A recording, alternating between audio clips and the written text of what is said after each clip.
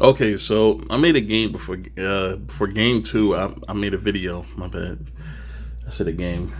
Um, I made a video before game two where I let my I didn't upload it. I don't know why, but I let my thoughts be known about this series against the Milwaukee Bucks. Well, with the Milwaukee Bucks taking on the Phoenix Suns, and I said if Giannis can make it happen, game two is a must win because if anything was to happen in games three or four, a possession sometimes a possession can change everything. You know, even if the Milwaukee Bucks win game three dominantly, win by like 30 or 40 or something like that. If anything was to happen in game four to cause them to go down 1-3, now you're one loss away from losing the series.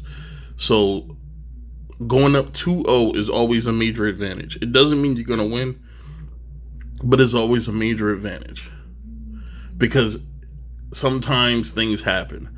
Sometimes lucky plays happen that ultimately result in you losing games or winning games. So I thought that if Giannis was going to make it happen, he should win game two. But they didn't win game two. They actually lost game two right around the same score that they lost game one. And I think Giannis is a phenomenal talent, but if you ask me, do I think he has what it takes to help this team win a title? I don't think so. I don't think so. I don't think that there's a player that can do what a Chris Paul can do. So when somebody compared Giannis to Ben Simmons, I think it was Skip Bayless, which I thought was ridiculous because their games are completely different. The games are just absolutely different. There's nothing similar about it. And I think they both can lose you playoff games, but in very different ways. Where Giannis doesn't have the ability to make his teammate, to get his teammates going, facilitate to get his teammates in the best spots possible to get great shots. And Ben Simmons doesn't have what it takes to score at an effective level to spread out a defense. Now, he can pass, and he should be able to defend because he's going up against a smaller guard, smaller people. But Giannis, I think, is like defensively. Giannis, I think, is solid. I think he's a really good attacker of the rim. He's a decent free throw shooter. I'm not gonna say he's a good free throw shooter. He's decent. And he can knock down a three-pointer. I'm not saying he's a great three-point shooter, but he can at least knock it down. He has no problem with shooting them. And he hits them. It's not like he doesn't hit them from time to time. So, just two different styles. But Giannis being the two-time MVP, man, like, there's different expectations. We're looking at Giannis like Giannis was supposed to be the next guy up. He was supposed to be, the next guy. Back-to-back MVP winner, like, he was supposed to be the next guy. And he has a dominant play style, but for some reason, it doesn't result in wins. He does not make his teammates better. And what happened, it happened, where Giannis balled out, but his teammates came up short. And, in the first video, that's what I said. Like, that's how you beat Giannis. You let Giannis do whatever he wants to do. Because all Giannis is going to do is give you 30. He's going to give you 25 to probably 40 points. He's going to get you 10 to 20 rebounds, somewhere around there. He'll probably have like anywhere between 0 to 5 assists, just from passing the ball. But, he's not going to really make a significant impact as far as, the leader of the team, getting his teammates hot, getting them going, building up their confidence. He's not going to do that. And I don't think they have anybody to do that. And when you're a playoff team, you need a player that can facilitate. Let's go look at some previous champions. All right. Let's look at the Lakers, LeBron, or they had Rajon Rondo. Let's look at the Toronto Raptors. They had Kyle Lowry, Fred VanVleet. Let's look at the Golden State Warriors. You got Steph Curry. You got Draymond Green. The Cleveland Cavaliers, LeBron again. Yeah, I'm trying to go back. I'm trying to go back. The San Antonio Spurs, you had Tony Parker. The Miami Heat, you had LeBron again. You see what I'm saying? Like, you need a facilitator. You need a guy that's going to get the ball to his teammates in the right spots. You need somebody that's going to, if you could get your teammates going, you get their confidence up and they play better. But I don't think Giannis has that game. I think that part is missing from his game. And if I'm him in the offseason, whether they win the series or not, I'm working on it. I'm working on trying to be a better facilitator. If he can develop if he could develop a solid dribble, and if he could work on facilitating, I think that he would have probably the most complete game, because his low post presence and his decent 3-point shooting, I think, would make Giannis one of the most complete players in the NBA. And I also think he's a decent free throw shooter. I wouldn't, super trust him if I have better shooters, but, I think that he is a solid player. I just had to get all that out the way, man, because, I just get my thoughts out started. 31 from Booker, 23 from CP3 as the Suns get the win. They now take a 2-0 series lead as that series shifts back to Milwaukee. Here was CP3 last night on Stain, Locked In. A lot of the guys on our team, this is their first playoff series. They don't know the heartache or the heartbreak. They just out there playing. He means first playoff run. I understand. So for me, I know how quick things can change. I know how possession or play can change the dynamics of an entire series. So for me... and that's what I'm saying. Now, he's talking about from a perspective of being on top. How one game can stretch into 2 games. I've seen it where some teams were up 2-0. I think, if I'm not mistaken, the Miami Heat in 2006, Wade and Shaq, they were down 0-2 to the Dallas Mavericks. The Mavericks, I believe, won the first 2 games, and then they ripped off the next 4 games. So it's happened before. I don't get too high. I don't get too... But I don't think this Bucks team is that Miami Heat team, because that team was a lot more balanced. And I think the coaching was better. Oh, we've been here before. We know what the deal is. Just gotta be aggressive. Keep enjoying, playing together. Keep enjoying playing basketball. And hopefully our good habits, throughout the year can, take over, and now we can put ourselves in a position to win the game. But we know what the deal is. Now, those were positive words from Giannis, but Giannis doesn't understand the gravity of the situation that he's in. He's speaking from it's just basketball talk. But when you go from a first round playoff series to the NBA Finals, it's 2 different situations.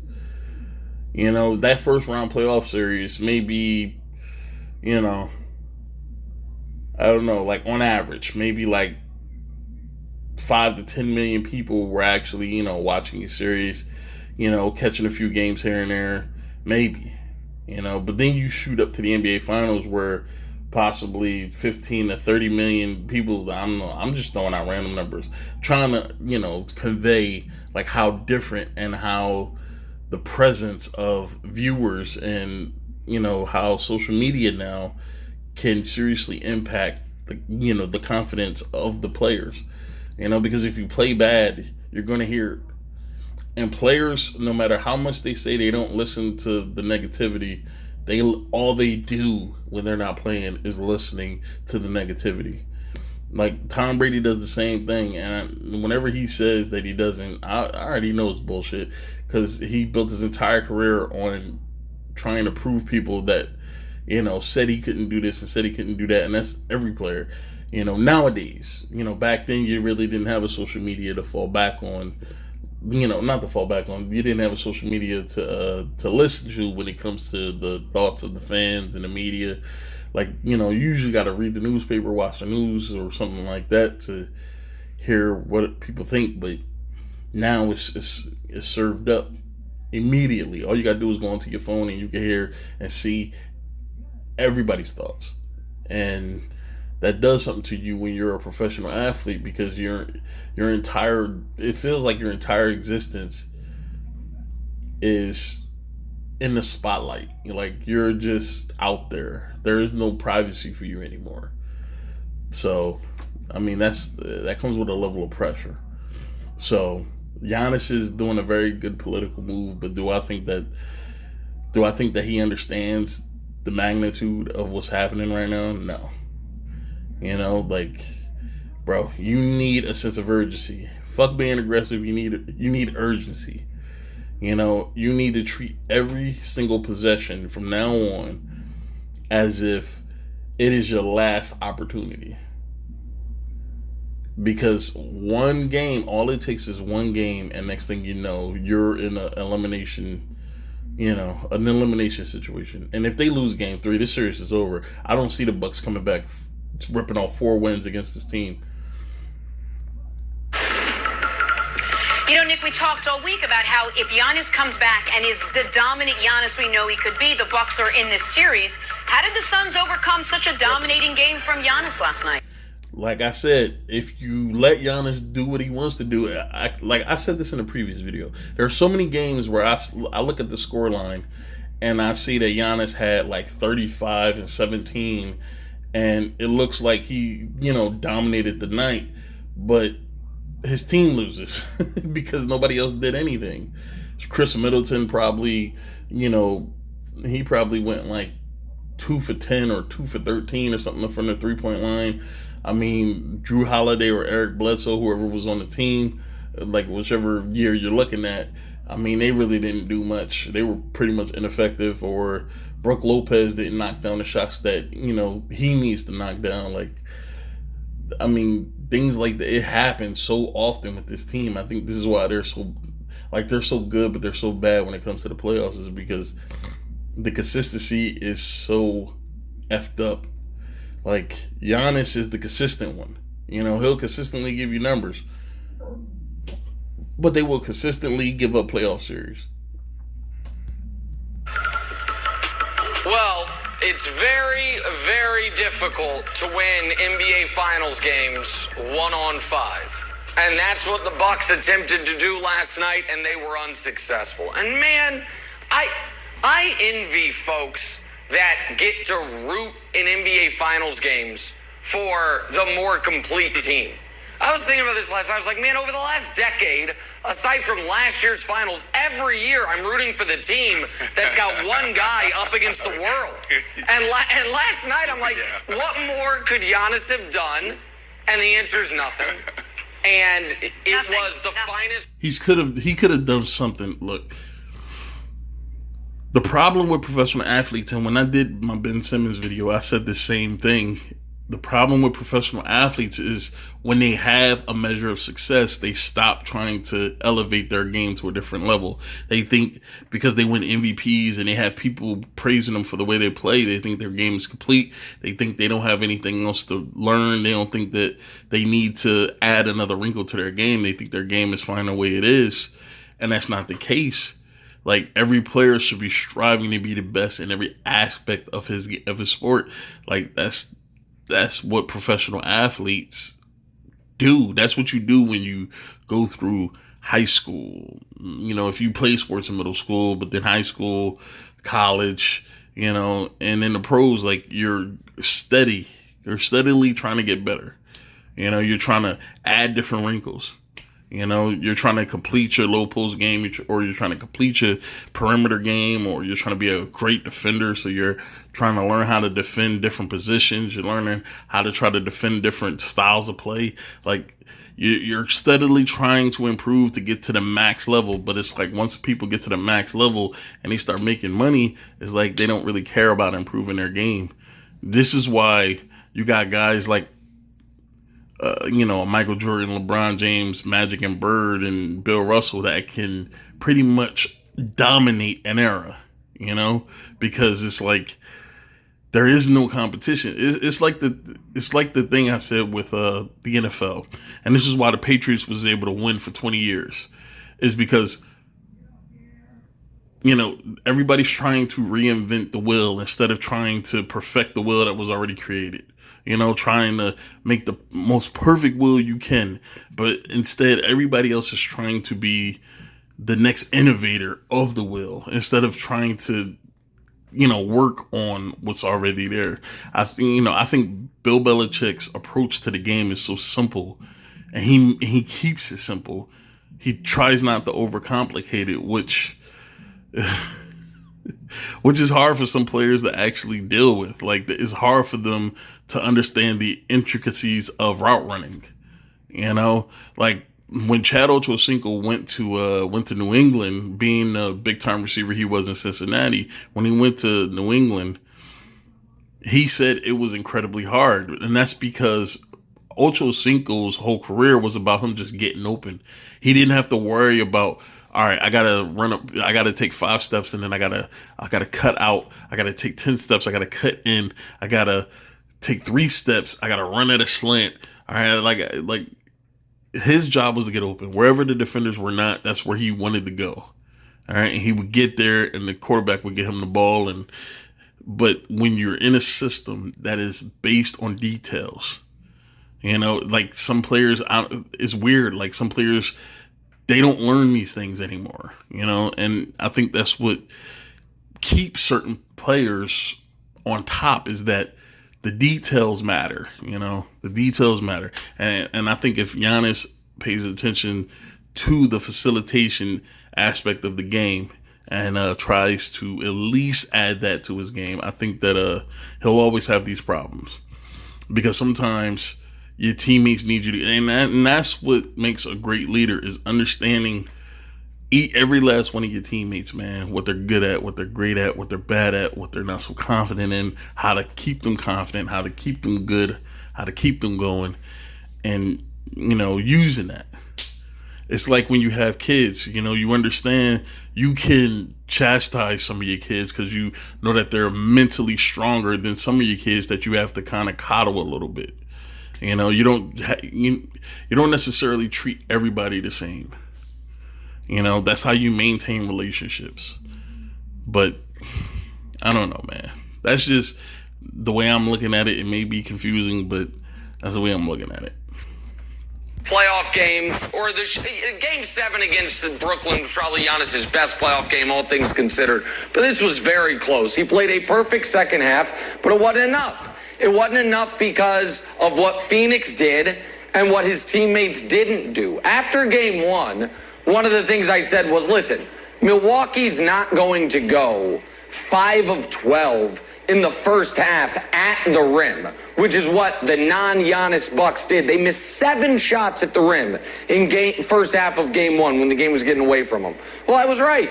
Instead, the non-Giannis Bucks in the first half went 6 of 16 at the rim. That's 17 misses at the rim for the non-Giannis Bucks in the first half of these 2 games. And Brandon, one thing about your beloved adopted step Phoenix Suns is this.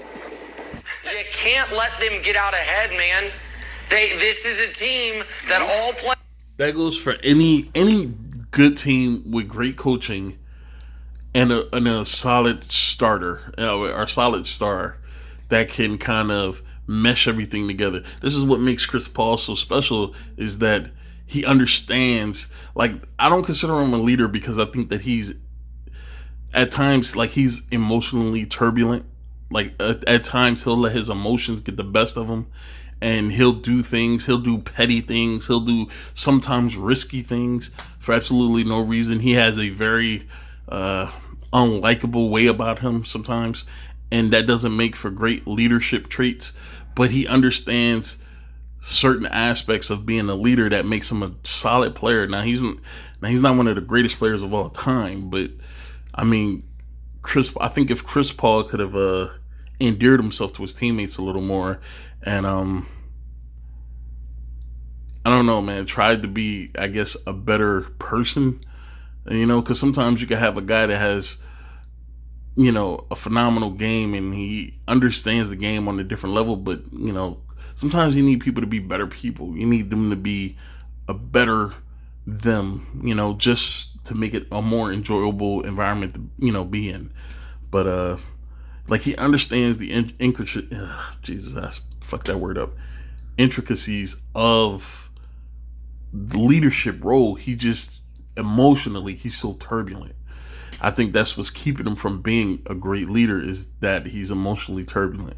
But he's with these young kids, and I think that's what's changing him now, is that he's with these young kids that respect and love him, and they're not going to challenge anything he says. They're not going to challenge the way he works. Like, when you're playing with a DeAndre Jordan, like when you're playing with a guy like that, or a Blake Griffin, who are men, you can't yell and scream, and you can't chastise them, because they're men. Like what are you doing? And they're like twice your size, bro. Like, you have to know who you're dealing with. You have to know the kind of players that you're dealing with. You got to know how to deal with each player accordingly. And now he's on a team with a bunch of young guys that just are appreciative of the opportunity to be playing for a title, that they're not going to challenge anything he says. He is the guy there. You already heard DeAndre Ayton come out and say that this dude changed my career, or he changed my life. And then you have Devin Booker come out and say he's one of the greatest leaders of all time, or the greatest leader of all time. Like, that kind of admiration.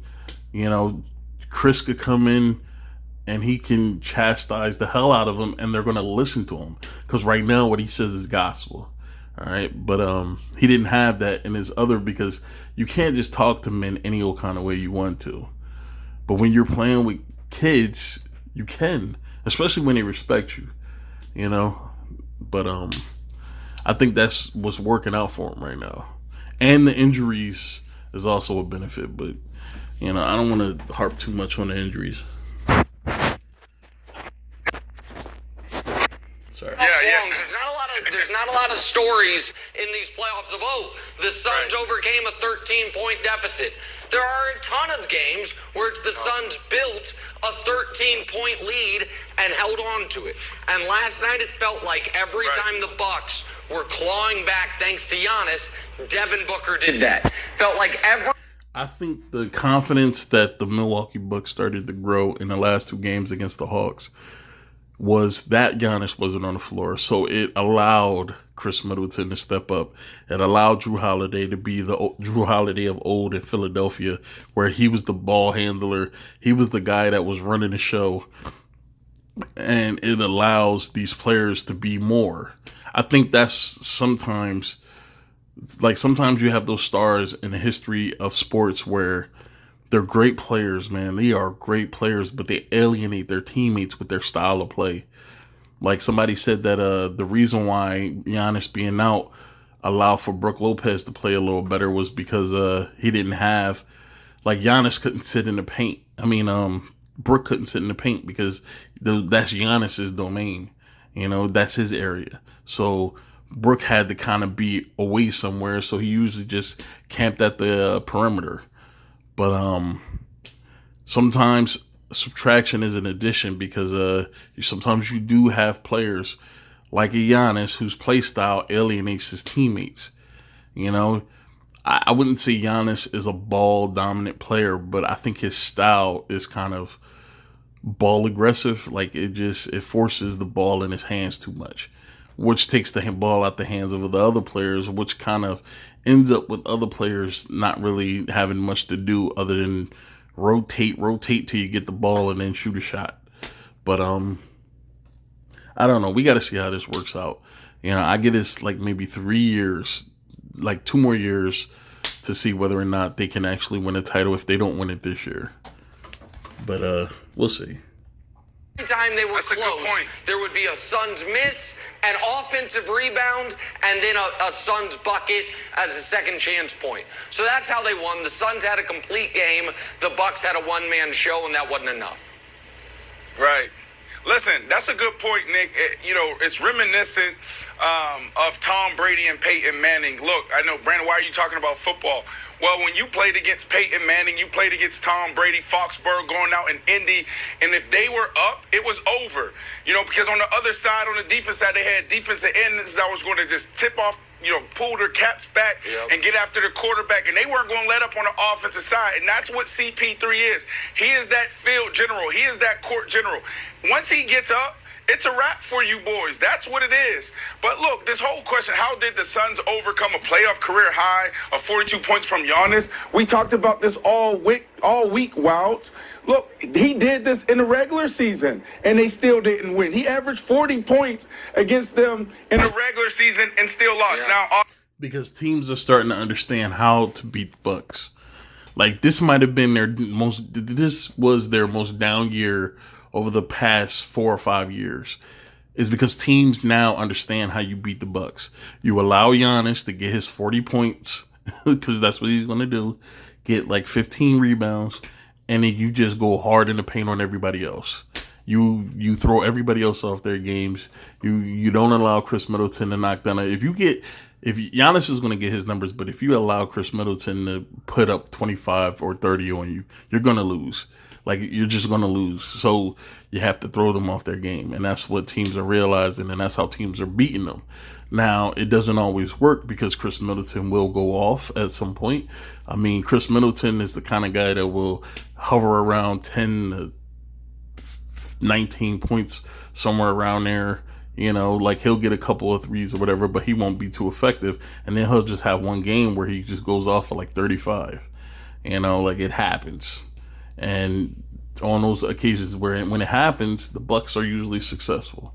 Or unless they could play a very great defensive game, which they have a tendency to do at times, where they just kind of stifle the other team's offense. You know, that could happen as well. So teams just understand how to play the Bucks better now. You know, before the Bucks were 60 wins, you know, it was a 60-win organization because, you know, teams didn't really understand how to beat Giannis and how to beat the rest of the team, because, you know, usually when you have a dominant player, you think that all you got to do is just try to, you know, double him or, you know, create some kind of weird defense where you can actually force the ball out of his hands. But now they're realizing, look, we just need to focus on everybody else and just let Giannis go one-on-one. I don't understand why teams don't do that more. You know, allow a player to go one-on-one, hero ball style, and just make sure everybody is defending the other positions as hard as they can, and see how it works out. But yeah, that's what's happening, man. They understand how you play them. Obviously, only 2 games, but that's enough of a sample size to know that the Suns are a better team. Said it yesterday, better coaching. Monty Williams, he has the ability to be able to get everything out of guys without even yelling. You know those guys, like, there's some dudes that's just like raw, and they want to push with emotion. And then there's some coaches just like, man, they just speak softly and everybody moves. He knows X's and O's. So you have that. And then you have CP3 on the court. He's the extension of Monty Williams. And you can even say he can take it to a whole nother level, just his experience on the court.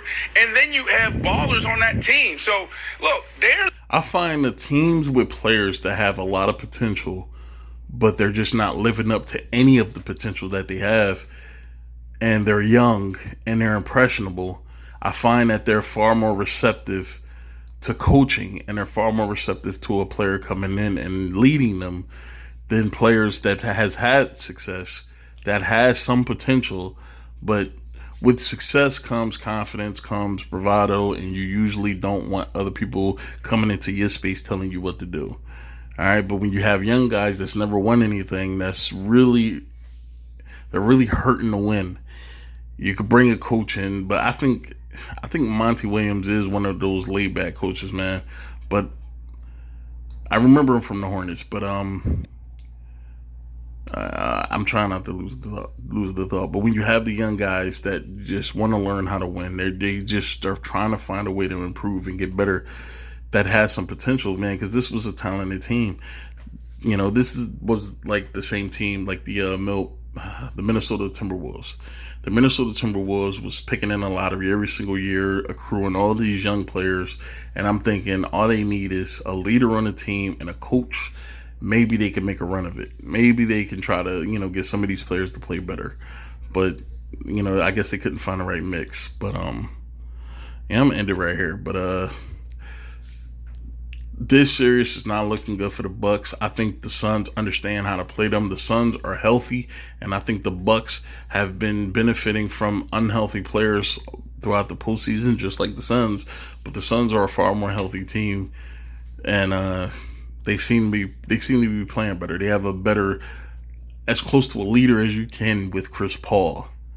But we'll see what happens, man. Maybe the Bucks will make this a series. All right.